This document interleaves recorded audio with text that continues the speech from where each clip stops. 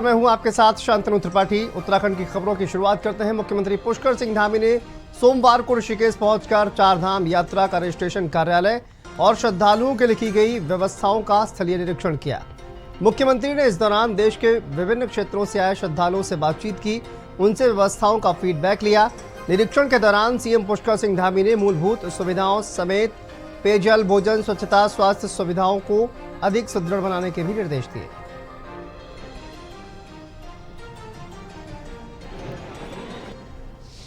ये ऋषिकेश का हमारा ये स्टॉपेज है और यात्रा यहाँ से प्रारंभ होती है।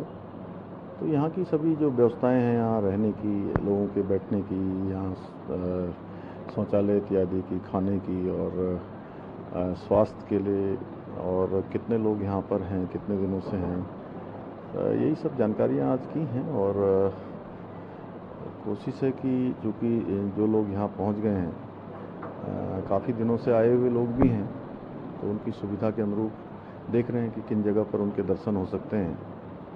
और कुल मिलाकर सबकी सुरक्षा हमारे लिए महत्वपूर्ण है और यात्रा इस समय पूरी तरह से सुचारू रूप से व्यवस्थित हो गई है। यात्रा में कहीं कोई अभी ऐसी परेशानी नहीं है और ये यात्रा की व्यवस्था बनी रहे, उसी के लिए मैं आज यहाँ देखने आया हूँ। तो देखिए, चारधाम यात्राओं का व्यवस्था का जायजा लेते हुए सीएम पुष्कर सिंह धामी नजर आए हैं। आलोक हमारे सहयोगी जुड़ गए हैं ज्यादा जानकारी के साथ। आलोक, चारधाम की जो तमाम व्यवस्थाएं हैं, श्रद्धालुओं से बातचीत हो और तमाम मूलभूत जो सुविधाएं हैं, उसका जायजा सीएम के द्वारा लिया गया है। क्या कुछ जानकारी इसको लेकर सामने आ रही है? देखिए, चारधाम यात्रा की शुरुआत से ही, जब से 10 मई से चारधाम यात्रा शुरू हुई थी, तब से ही मुख्यमंत्री लगातार निगरानी बनाए हुए हैं चारधाम यात्रा पर।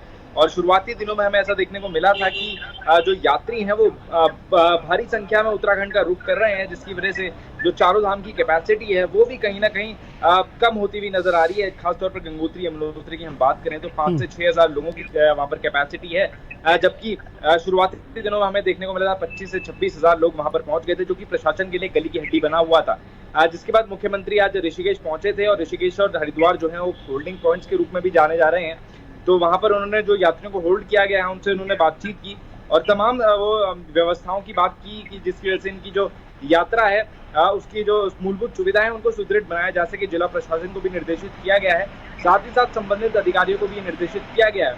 आपको बताते चलूं कि लगभग 7 से 8 हजार यात्री जो हैं ऋषिकेश और हरिद्वार में होल्ड किए गए थे, क्योंकि उनका जो पंजीकरण है वो ऑफलाइन प्रक्रिया से किया गया था और अब ऑफलाइन प्रक्रिया पे जब तक रोक है तब तक ऑफलाइन प्रक्रिया से पंजीकरण नहीं हो सकता है। इसके बाद से 1-1 हजार यात्री करके ऋषिकेश और हरिद्वार से लोगों को रवाना किया जा रहा था चारधाम के लिए। हालांकि अभी तक कुछ यात्री होल्ड पर हैं और अभी भी पूरे यात्री चारधाम यात्रा के लिए नहीं निकले हैं, जिसके लिए व्यवस्था को सुदृढ़ करने के लिए उन्होंने मुख्यमंत्री पुष्कर सिंह धामी ने यात्रियों से बातचीत भी की है और उनका हालचाल जाना है और ये बात दुरुस्त करने की बात की है कि यात्रा जो है सबकी सहूलियत के साथ हो और हर यात्री का दर्शन पूजन जो है वो एक बेहतर रूप से हो सके, जिसके लिए सभी संबंधित अधिकारियों को और जिला प्रशासन को उनकी तरफ से दिशा निर्देश दिए गए हैं। ठीक है आलोक, बने रहिए आप हमारे साथ। चारधाम व्यवस्थाओं का सीएम पुष्कर सिंह धामी ने जायजा लिया है। आगे बढ़ते हुए अगली खबर है देहरादून के